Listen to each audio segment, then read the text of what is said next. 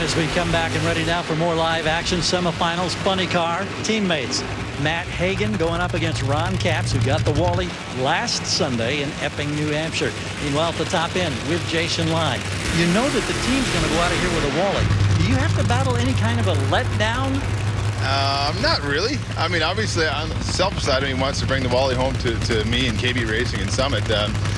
One way or the other, the trophy is going to go to KB Racing, but I'm just happy to be here, and we finally got this Summit Chevy Camaro running good, so it feels really good, and we beat all the Dodges today, so great day no matter what happens. And if I remember correctly, the very first Wally you won was at this racetrack, right? It was. It'd be a good time to do it again. Thanks.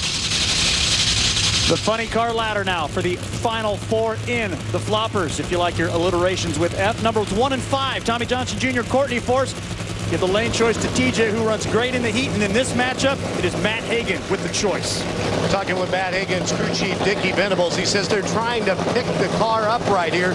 They were just a little bit too timid on the second round, so they've made some clutch adjustments to make it a little bit more aggressive. He says what they're trying to run is around a 410.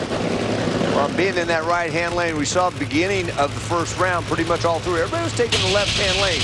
Matt Hagan didn't have lane choice. He had to go in the right lane, made a good run. Dickie Venables has decided to stay in that lane since then. And I tell you, there's not a whole lot of difference as far as being able to run an ET. There's just some different little undulations in each lane that you have to deal with. So it's the defending Chicago champ, the Epping champ. And it's going to be the man who won last year. 4:13.6 beats a 4:13.5. Color it up. A whole shot win for Hagan. We love the hole shots. Matt Hagan, remember, got beat on a hole shot last week by John Force when John Force deep staged his car. Matt Hagan, though, a good light. 0.60 reaction time. He wasn't really in deep. He just staged nice and shallow to get that elapsed time. But that reaction time with it was a great job by that team. You're on board with Ron Capps right there. He was so close. Great action this weekend in the Windy City, but 1 week ago in New Hampshire, there were plenty of hole shots.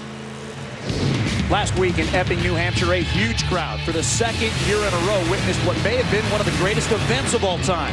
With picture-perfect weather conditions, the fans saw great side-by-side racing in the 4 professional categories that did include a record-tying 12 wins decided on a hole shot. Mike Dunn breaks down a couple of those hole shot wins in this week's Traxxas Extreme Power Session. The definition of a hole shot is when a driver gets an advantage over his or her competition after the green light comes on. If that driver gets the win light running the same or slower elapsed time, then they have won the race on that hole shot. Greg Anderson and Erica Ender-Stevens ran identical elapsed times on the track, but the 12,000 advantage that Greg had at the starting line was the difference at the finish line. John Force was able to get 2 hole shot wins, and he did it by deep staging.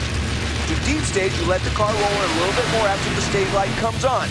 This helps you get a better reaction time, as you see John getting a 14,000 advantage over Matt Hagan. But what you gain in reaction time, you lose in elapsed time, as you see Matt picks up almost 400s in the first 60 feet, holds that lead until half track before John drives around for the win on a hole shot because of the deep stage. Now, the reason a driver deep stages is to get a better reaction time. The downside, you run the risk of losing lane choice because of the elapsed time you lose. Also, by not running a big number, you may not make your competition in the next round push a little harder and possibly make a mistake, giving you an easy win.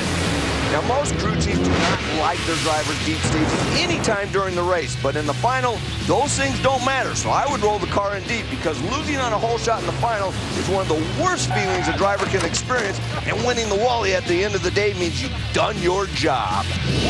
And that is something that both of these racers know wholeheartedly. Tommy Johnson Jr. lost the U.S. Nationals to John Force, courtesy of the hole shot.